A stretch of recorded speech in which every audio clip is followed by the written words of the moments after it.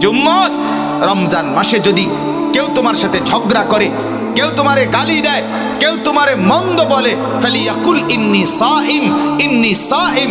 তুমি শুধু বলতে থাকো, ভাই আমি রোজাদার, ভাই আমি রোজাদার, ভাই আমি রোজাদার। তুমি হাজার বললেও আমি জবাব দেব না, কারণ আমি রোজাদার।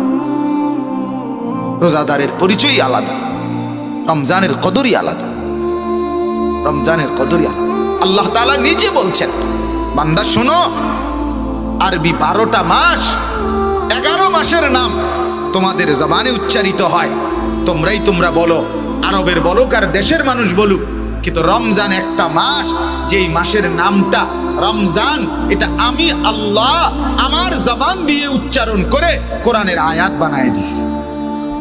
শাহরু রমাদান, এটা সরাসরি কোরআনের আয়াত। শাহরু রমাদান, আল্লাহ বলে রমজান মাস, রমজান মাস, রমজান মাস, আল্লাহ বলছে। অতএব আমার কথা একটাই, আমার অনুরোধ, আপনারা আপনাদের বিবিদেরকে, আপনাদের ছেলে মেয়েদেরকে আল্লাহর ওয়াস্তে এই রমজানে বাজারে ছাইলেন।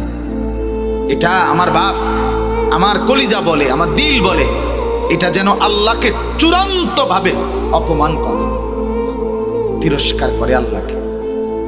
যে মহিলা বাজারে যায় রমজানে, মার্কেটকে মার্কেট ঘুরতেছে, লুঙ্গির জন্য, জামার জন্য, প্যান্টের জন্য, জুতার জন্য, শাড়ির জন্য, গহনার জন্য, বিশ্বাস করেন ওই মা, ওই বোন, ওই স্ত্রী আল্লাহকে তিরস্কার করে, ঠাট্টা করে।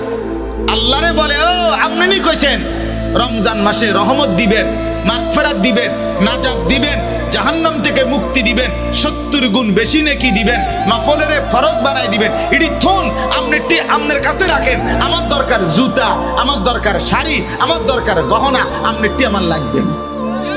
এই হলো নাফরমান মহিলার বক্তব্য। আমার জুতা দরকার, যাতে ফেরেশতা আমারে হাসরের মাঠে জুতা দিয়ে ফেড়ে, যাতে জুতা দিয়ে।